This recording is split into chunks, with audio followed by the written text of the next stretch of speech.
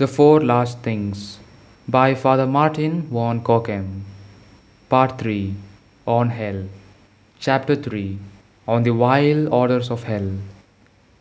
In order that nothing may be wanting to the plagues of hell, wherewith the lost souls are tormented, God has in his anger decreed that this horrible prison should be pervaded by an abominable stench, as a punishment for those who, when on earth, have taken excessive delight in the use of choice perfumes.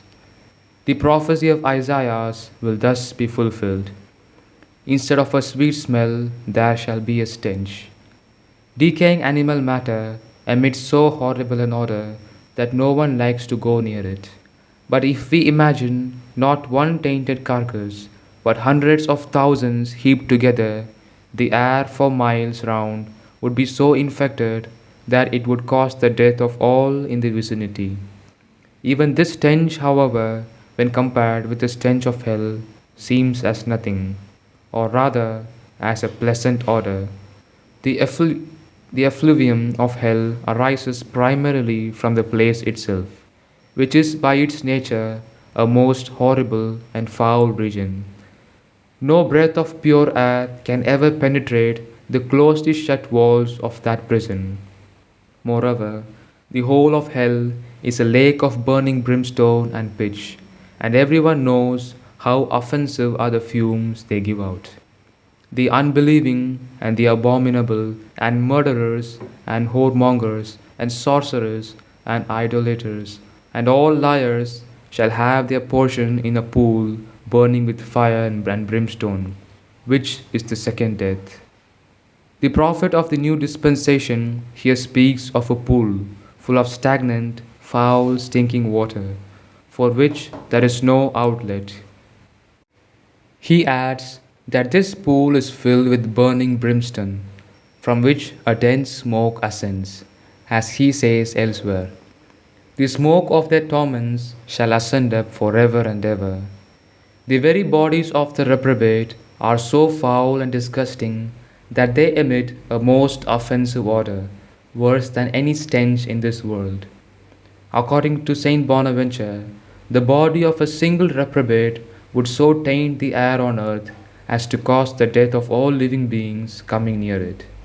If one single body emits so horrible a stench, what can the exhalation be that rises from the many millions of these wretched beings? It is related of the tyrant Maxentius that he was wont, as a punishment, to cause a living man to be bound to a corpse, face to face and limb to limb, until the unhappy victim fainted, or even died through contact with the dead and decomposing body. This is indeed a torture of which no one can think without shuddering. How much worse will it be in hell, where the bodies will lie close to one another without any hope of being separated. Bad as this stench is, it is greatly increased by the presence of the devils, who naturally are far more offensive to the nostrils than the bodies of the lost.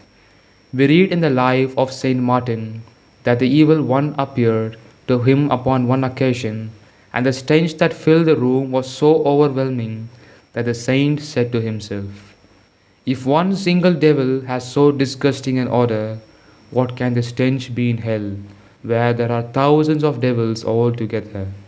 How much suffering this abominable stench must cause to the damned! How it must aggravate their distress and pain! For it must be pestilential beyond description, arising as it does from so many different sources.